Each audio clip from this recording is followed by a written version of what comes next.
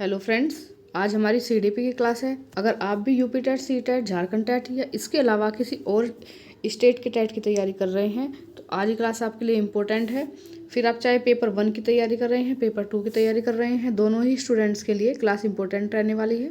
Class को अंत तक ज़रूर देखना। चलिए दोस्तों, शुरू कर लेते हैं आज की क्लास। और अगर आपने हमारे चैनल को सब्सक्राइब नहीं किया है तो हमारे चैनल को सब्सक्राइब करें। चलिए दोस्तों, देखते हैं आज क्लास का पहला क्वेश्चन क्या है। इसमें हमें कुछ अंक दिए गए हैं और पूछा है कि इनकी और कहा है कि इनकी माध्यिका ज्ञात कीजिए। तो हमारे सिलेबस के अंदर मीन, मोड और मीडियन यहाँ से क्वेश्चन आते हैं। ठीक है, मीड, मोड और मीडियन यहाँ से क्वेश्चन आते हैं। और एक पीवाईक्यू है कि केंद्रीय प्रवृत्ति की माप किसको कहा जाता है। तो जो मीन, मोड और मीडियन है इनको केंद्रीय प्रवृत्ति की माप कहा जाता है। तो दोस्तों यहाँ पर हमसे हमें क्या निकालना है, यहाँ पे हमें निकालना है मीडियन, माध्यिका।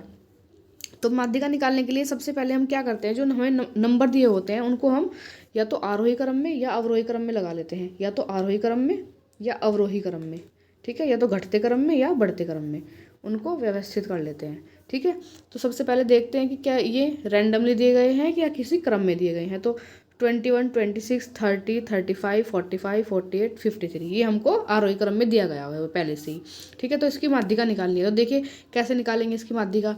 तो माध्यिका निकालने का सबसे इजी वे है, फर्स्ट नंबर देखना है और लास्ट नंबर देखना है। फर्स्ट इधर, लास्ट से first, second second, third third. अब बचता क्या है हमारा बीच में 35। तो 35 होगी इसकी माध्यिका। चलिए नेक्स्ट क्वेश्चन पर चलते हैं। नेक्स्ट क्वेश्चन में पूछा है कि समावेशी शिक्षा जो इंक्लूसिव एजुकेशन होती है उससे क्या अभिप्राय है। समावेशी शिक्षा का क्या अभिप्राय है। तो दोस्तों देखते हैं कि समावेशी शिक्षा का क्या अभिप्राय होता है। सभी प्रकार के बच्चों को गुणवत्ता वाली शिक्षा प्रदान करना समावेशी शिक्षा का अभिप्राय होता है। ठीक है, तो जो सभी प्रकार के बच्चे हैं, चाहे फिर वो गिफ्टेड बच्चे हों, ठीक है, चाहे वो स्पेशल बच्चे हों। स्पेशल बच्चों के अंदर कौन से बच्चे आ जाते हैं, जो हमारे मतलब दिव्यांगता वाले बच्चे होते हैं वो स्पेशल बच्चे के अंदर आ जाते हैं। गिफ्टेड वाले बच्चे जो प्रतिभाशाली बच्चे हों।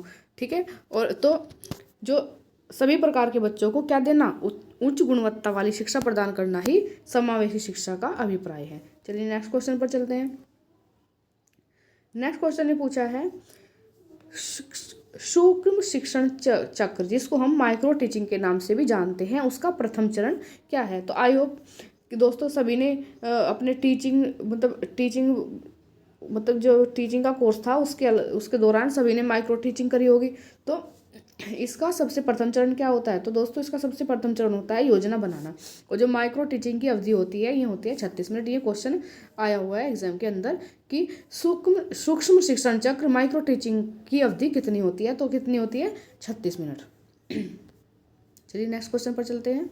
नेक्स्ट क्वेश्चन में पूछा है संवेग जो हमारे इमोशंस होते हैं वो व्यक्ति की उत्तेजित दशा है। यह कथन किसका है। तो संयोग जो संवेग होते हैं वो व्यक्ति की उत्तेजित दशा है, ये किसने कहा, ये कहा है वुडवर्थ ने।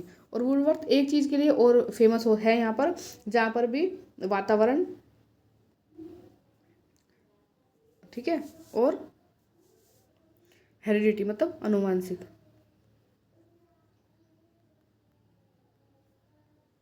अनुवांशिकता की बात हो, वहाँ पर जो ज़्यादातर किसका नाम देखने को मिलता है, वहाँ पर वुडवर्थ देखने को मिलते हैं। ठीक है, चलिए नेक्स्ट क्वेश्चन पर चलते हैं। नेक्स्ट क्वेश्चन में पूछा है बच्चों के संज्ञानात्मक विकास के लिए कौन सा वातावरण सर्वाधिक उपयुक्त होता है। मतलब ऐसा कौन सा एनवायरनमेंट है जो बच्चे के कोग्निटिव डेवलपमेंट के लिए सबसे अच्छा माना जाता है। सबसे अच्छा वातावरण दोस्तों कौन सा होता है, विद्यालय एवं कक्षा का शिक्षण वातावरण।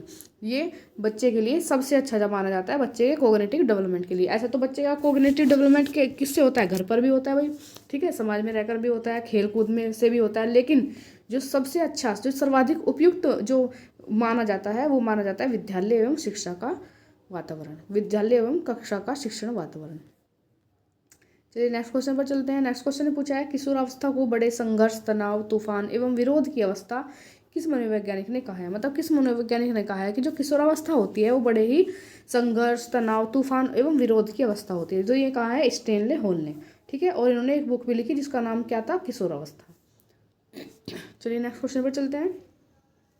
नेक्स्ट क्वेश्चन ने पूछा है शिशुअवस्था में शिशु का व्यवहार मुख्य रूप से किस पर निर्भर करता है। जब बच्चा 0 से 2 साल का होता है तो बच्चे का जो व्यवहार होता है, जो उसका बिहेवियर होता है, वो मुख्य रूप से किस पर निर्भर होता है। दोस्तों, जो बच्चा होता है छोटा, जो 0 से 2 साल का बच्चा होता है, उसका जो व्यवहार होता है वो जन्मजात मूल प्रवृत्तियों पर एवं जैविक आवश्यकताओं पर निर्भर होता है। जन्मजात मूल प्रवृत्तियाँ मतलब जैसे हंसना, रोना, है ना। ज़्यादातर छोटा बच्चा क्या करता है, रोता ही, वही खाना भूख लगेगी तब रोएगा, ठीक है। तो ज़्यादातर किस पर निर्भर होता है, जन्मजात मूल प्रवृत्तियों पर एवं जैविक आवश्यकताओं पर। तो शैशवावस्था में जो शिशु का व्यवहार होता है वो जन्मजात मूल प्रवृत्तियों एवं जैविक आवश्यकताओं पर निर्भर होता है। चलिए नेक्स्ट क्वेश्चन पर चलते हैं। नेक्स्ट क्वेश्चन में पूछा है कि बाल्यकाल की प्रमुख मनोवैज्ञानिक विशेषता कौन सी है। जो चाइल्डहुड की प्रमुख मनोवैज्ञानिक विशेषता कौन सी है, तो सामूहिकता व समूह में रहने की प्रवृत्ति, ठीक है। तो जो बाल्यावस्था होती है, ये होती है उत्तर बाल्यावस्था में। जो समूह में रहने की जो प्रवृत्ति होती है वो कब होती है, उत्तर बाल्यावस्था में। तो इसको क्या कहते हैं, इसको गैंग एज भी कहा जाता है। जो उत्तर बाल्यावस्था होती है इसको गैंग एज भी कहा जाता है। इसमें क्या करता है, बच्चा समूह में रहना शुरू कर देता है, ठीक है। समूह में रहना शुरू कर देता है, दोस्त यार ज़्यादा बनाना शुरू कर देता है अपने। तो सामूहिकता व समूह में रहने की प्रवृत्ति बाल्यावस्था की प्रमुख मनोवैज्ञानिक विशेषता है। चलिए नेक्स्ट चलते हैं नेक्स्ट क्वेश्चन पर। नेक्स्ट क्वेश्चन ने पूछा है बुद्धि मापन के भाटिया बैटरी परीक्षण में कुल कितने उप परीक्षण सम्मिलित होते हैं, ठीक है। जो बुद्धि मापने का भाटिया बैटरी परीक्षण है उसमें कितने उप परीक्षण, सब टेस्ट सम्मिलित है। तो दोस्तों उसके अंतर्गत कितने सब टेस्ट आते हैं, 5 उप परीक्षण, 5 सब टेस्ट, ठीक है। कितने सब टेस्ट आते हैं भाटिया बैटरी परीक्षण में, 5 सब टेस्ट। चलिए चलते हैं नेक्स्ट क्वेश्चन पर। नेक्स्ट क्वेश्चन ने पूछा है कि चिंतन मानसिक प्रक्रिया का ज्ञानात्मक पहलू है। यह कथन किसने दिया है, मतलब किस मनोवैज्ञानिक ने कहा है जो चिंतन है, जो थॉट है, वो मानसिक प्रक्रिया का ज्ञानात्मक पहलू है। तो ये किसने कहा है, ये कहा है रोस ने। तो दोस्तों आज की क्लास में ये 10 क्वेश्चन थे। तो आई होप आपको आज की क्लास बहुत अच्छी लगी होगी।